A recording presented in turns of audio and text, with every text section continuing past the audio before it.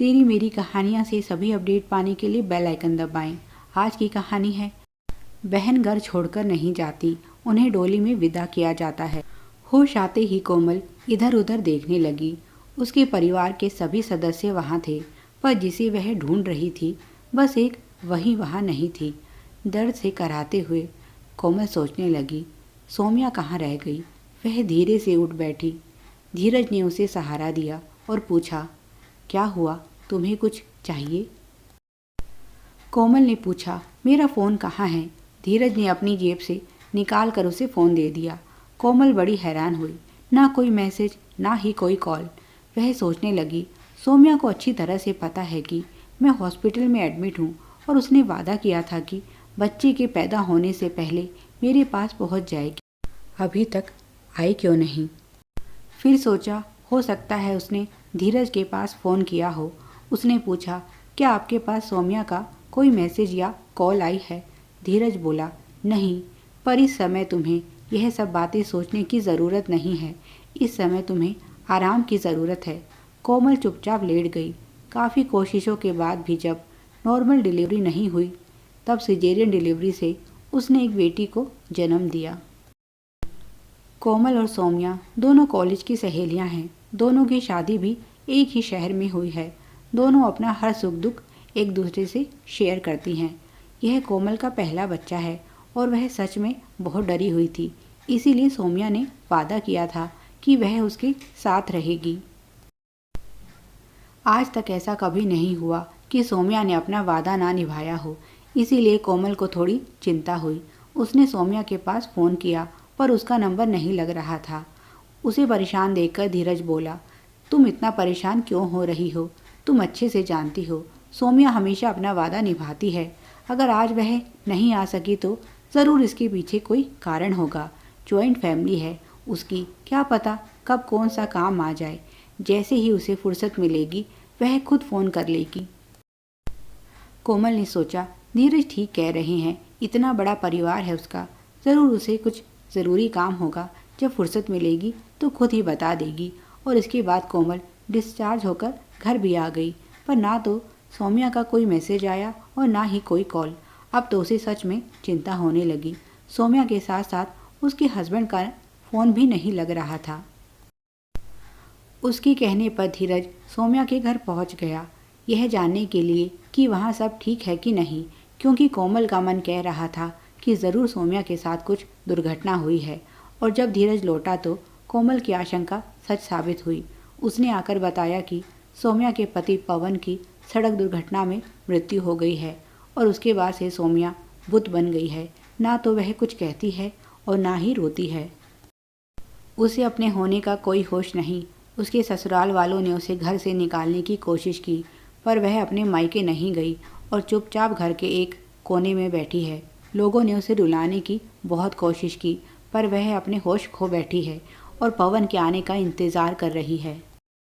यह सुनकर कोमल ज़ोर ज़ोर से रोने लगी। वह सौम्या का दुख समझ गई। सौम्या और पवन ने परिवार के खिलाफ जाकर प्रेम विवाह किया था।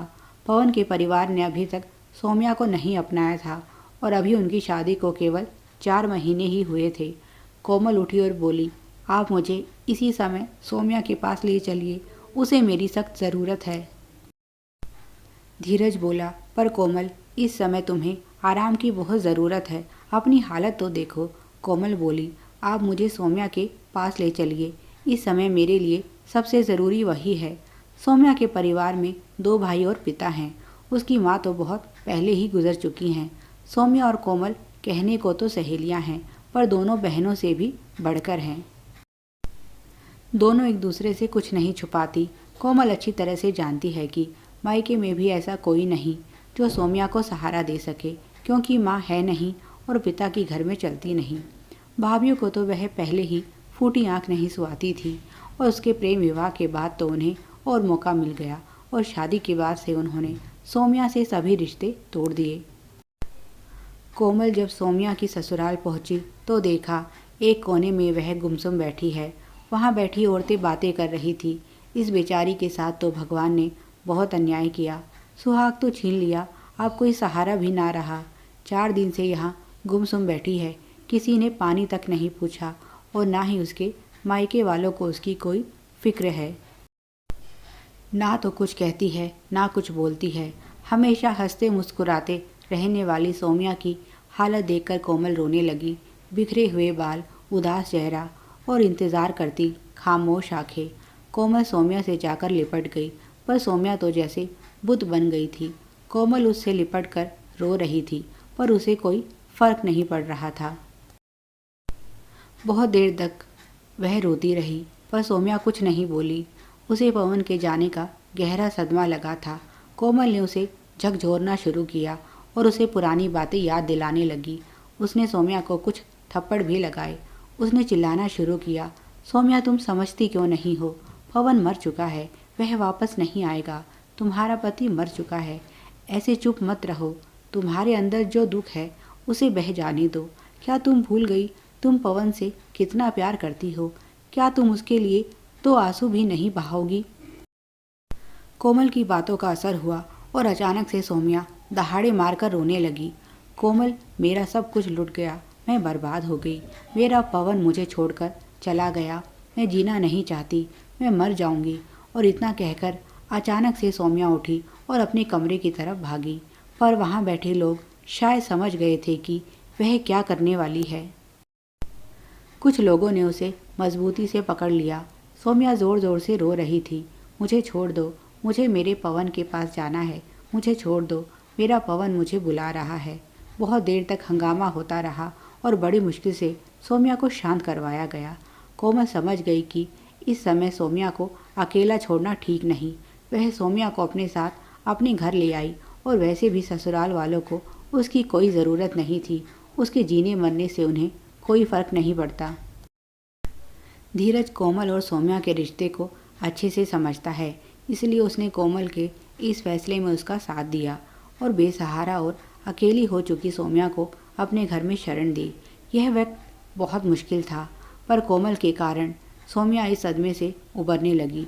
सौम्या के सिवाय अब उसका कोई नहीं था जिसे वह अपना कह सके। ससुराल और मायके वालों ने तो उससे पल्ला झाड़ लिया। सौम्या को समझ नहीं आ रहा था कि वह क्यों और किसके लिए जिए, पर कोमल उसकी हिम्मत बंधाती रही और 3 महीने बाद सौम्या ने फिर से काम करना शुरू किया। पर यहाँ उसे हर चीज़ पवन की याद दिलाती थी, क्योंकि यहीं इसी कंपनी में तो दोनों की मुलाकात हुई और फिर प्यार और शादी। सौम्या ने जल्दी ही कंपनी बदल दी। जब सौम्या को लगा कि वह ठीक है, तो एक दिन उसने कोमल से कहा, कोमल, मैं तुम्हारा एहसान ज़िंदगी भर नहीं चुका सकती। तुमने मेरे लिए जो किया वह मेरे अपनों को करना चाहिए था, पर अब मैं तुम पर और बोझ नहीं बन सकती। तुम्हारा अपना परिवार है और मैं चाहती हूँ अब तुम मेरी चिंता छोड़कर अपने परिवार पर ध्यान दो। मैंने एक कमरा देखा है जो तुम्हारे घर के पास ही है। मैं वहाँ शिफ्ट होने जा रही हूँ। मैं तुमसे दूर नहीं जा रही, पर नहीं चाहती कि मेरे कारण तुम्हारी खुशियों में खलल पड़े। इसका जवाब धीरज ने दिया। वह बोला, सौम्या, तुम ऐसा सोच भी कैसे सकती हो कि तुम्हारे यहाँ होने से हमें कोई परेशानी है? तुम मेरे लिए बहन जैसी हो और बहन घर छोड़कर नहीं जाती, उन्हें डोली में बिठाकर विदा किया जाता है। कोमल बोली, हाँ सौम्या, तुम अगर दिल से हमें अपना मानती हो तो हमारी यह बात मान लो। बहुत दिनों से मैं तुमसे यह बात कहना चाहती हूँ। इंद्रजीत तुम्हें बहुत पसंद करता है और तुमसे शादी करना चाहता है। सौम्या बोली, कोमल, ये तुम कैसी बातें कर रही हो? क्या तुम नहीं जानती मैं एक विधवा हूँ? कोमल बोली, इसमें तुम्हारा कोई दोष नहीं। तुम्हें भी अपनी ज़िंदगी जीने का पूरा हक है। हम दोनों ने बहुत सोच समझकर यह फैसला किया है। अगर तुम हमें अपना समझती हो तो इस बारे में एक बार ज़रूर सोचना। इंद्रजीत धीरज का दोस्त है और उसका घर पर आना जाना है। उसने सौम्या को पहली नज़र में ही पसंद कर लिया था, पर जब उसे सौम्या के अतीत के बारे में पता चला तो उसकी सौम्या से कुछ कहने की हिम्मत ही नहीं हुई। उसने अपने दिल की बात अपने दोस्त धीरज से कही कि वह सोनिया की अंधेरी ज़िंदगी में खुशियों का उजाला भरना चाहता है। यह जानकर कोमल और धीरज बहुत खुश हुए, पर सबसे बड़ी समस्या थी, क्या सौम्या इसके लिए तैयार होगी? तब से कोमल सोच रही थी कि किस तरह से सौम्या से इस बारे में बात की जाए। कोमल बोली, सौम्या, सोच समझ कर फैसला करना।